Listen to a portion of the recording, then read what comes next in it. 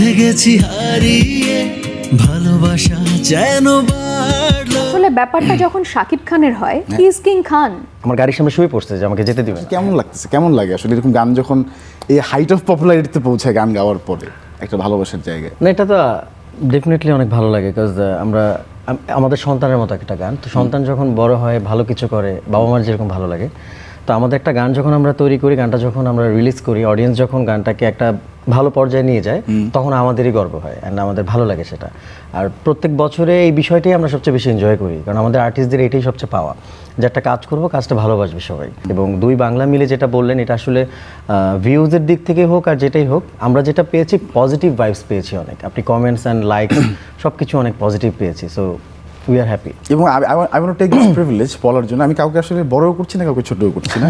ওই বাংলার আমাদের যে আরেকজন ফেভারিট সিঙ্গার যিনি আছেন অরিজিৎ, তাকেও ছাড়িয়েছে সাম সর্ট, কারণ ওইটা মানে it is a big thing.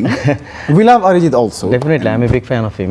Right, we all are big fans of him. Exactly. But আসলে ব্যাপারটা যখন শাকিব খানের হয়, প্রিয় নাম্বার সেট করে বিকাশে সেন্ড মানি করুন ফ্রি।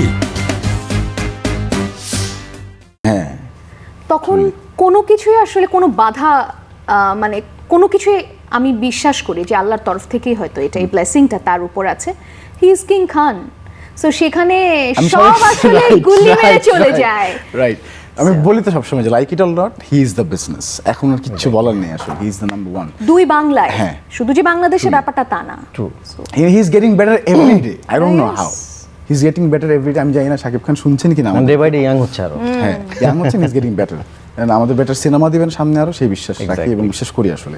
আচ্ছা, এবার একটু একটা অন্য একটা খুব ইরেশনাল একটা প্রশ্ন করি। হ্যাঁ, মানে do you have any idea that how much popular and how much love you both guys are, মানে ইন টার্মস অফ সিঙ্গিং? মানে ইমরানকে একটু জিজ্ঞেস করি আজকে, থ্রু অফ মানে কি পরিমাণ ভালোবাসা আপনি মানুষের কাছ থেকে পান, বা কেমন ভালোবাসে মানুষ, এটা রিয়েলাইজ করেন নাকি গান বানানোর? আমি চেষ্টা করি, বিকজ আমি আমার অডিয়েন্সের সাথে কানেক্ট করার চেষ্টা করি, and through of internet, through of social media যতটুকু বোঝা যায়। বাট আমি যখন শোতে যাই, যেমন লাস্ট এই সিজনে আমার কিছু ভালো ভালো অভিজ্ঞতা হয়েছে।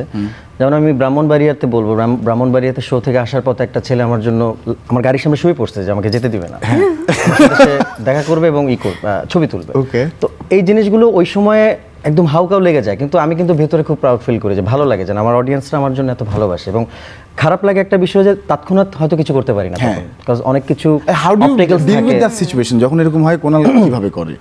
I know you have fan moments. মানে আই হ্যাভ সেম ফিলিং যখন এই জিনিসগুলো হয়। যেমন ও জানে যে স্টেজ থেকে কিন্তু আমরা শেষ গানের সঙ্গে সঙ্গে যে নামি, এই নামার ব্যাপারটা কিন্তু খুবই ক্রুশিয়াল টাইম।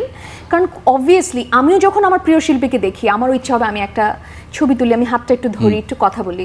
তো ওই সময়টায় যে গাড়িতে সাথে সাথে উঠে যাই, কারণ সব ক্রাউড তো আর একরকম না।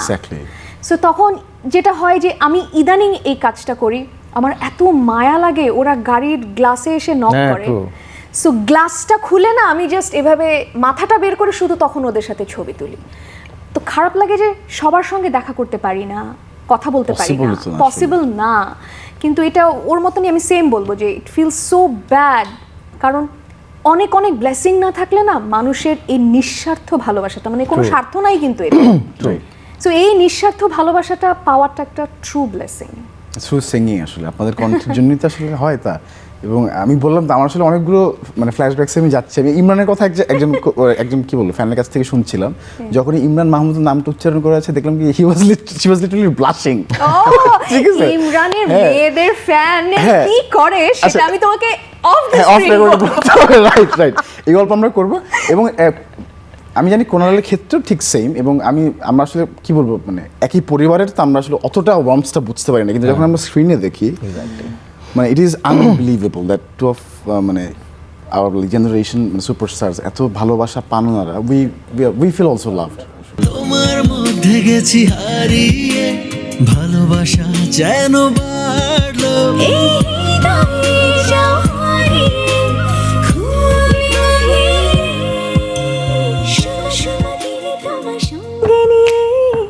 চলো যাব দূরে হারিয়ে, সুন্দর সুন্দর লাগে সব চোখে তাকিয়ে, কি যে মায়া দিলে ছড়িয়ে,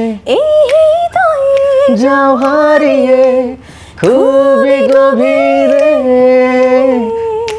ওফ wonderful wonderful what a moment thank you very much আমরা আসলে একদম মানে দেখতে দেখতে ধরে ফেলছি। Thank you very much